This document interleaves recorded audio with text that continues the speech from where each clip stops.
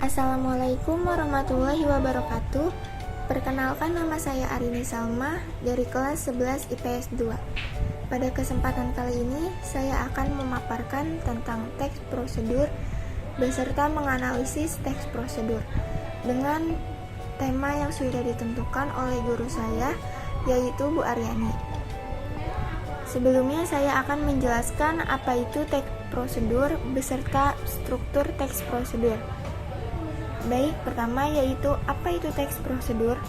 Teks prosedur adalah teks yang menyampaikan suatu cara, langkah-langkah, dan tujuannya adalah untuk membuat sesuatu sesuai dengan urutan yang sudah ditentukan, sehingga bisa mencapai tujuan atau membuat sesuatu dengan baik dan benar.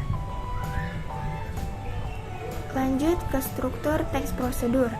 Yang pertama itu ada judul. Dengan adanya judul membuat kita tahu apa yang akan dibahas dalam teks tersebut. Lalu yang kedua, ada pernyataan umum. Pada pernyataan umum ini berisikan tentang definisi, tujuan, dan kata kunci yang akan dibahas ke proses berikutnya. Lalu yang ketiga, adanya material. Material ini menjelaskan apa saja bahan-bahan dan peralatan yang dibutuhkan mengenai langkah-langkah yang akan dibahas. Kemudian, keempat, tahapan atau langkah-langkah.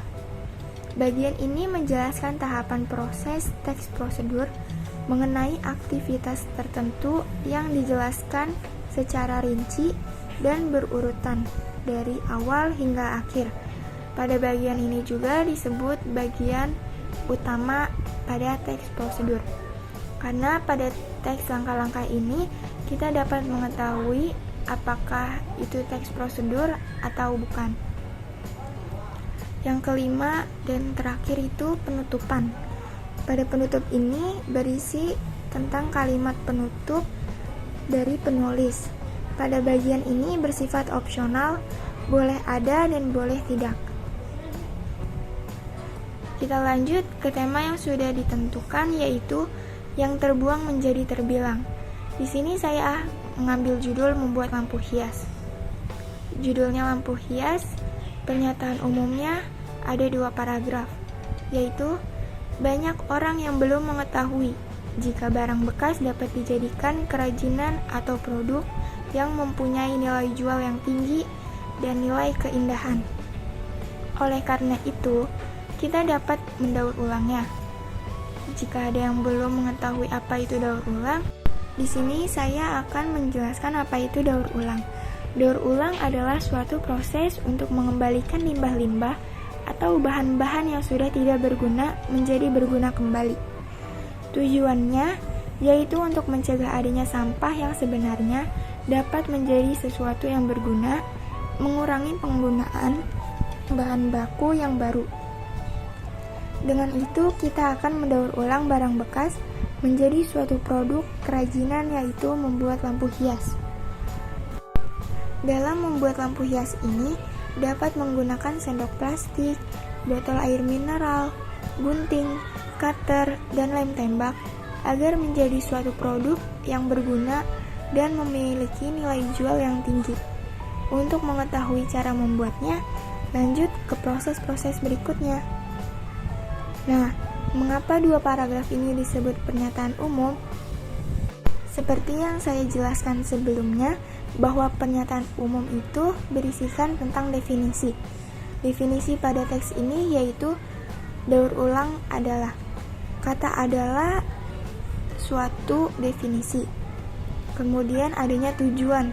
Tujuannya yaitu, dan terakhir itu ada kata kunci untuk melanjutkan ke proses-proses berikutnya, yaitu ada di kalimat paling terakhir yang sudah jelas, yaitu proses-proses berikutnya. Lanjut kita ke material, di mana material ini yang saya jelaskan tadi yaitu menjelaskan apa saja bahan-bahan dan peralatan yang dibutuhkan mengenai langkah-langkah yang akan dibahas. Yang pertama ada sendok plastik, 2 botol air mineral, 3 gunting, 4 cutter, dan terakhir ada lem tembak. Kita lanjut ke tahapan atau langkah-langkah. Nah, bagian inilah yang paling utama untuk menentukan apakah ini teks prosedur atau bukan. Yang pertama itu, cuci botol bekas hingga bersih. Jika menggunakan sendok plastik bekas, jangan lupa dicuci terlebih dahulu sehingga bersih. Kedua, potong botol bekas yang berukuran sedang menjadi 2 menggunakan cutter. Usahakan hasil potongannya rapi.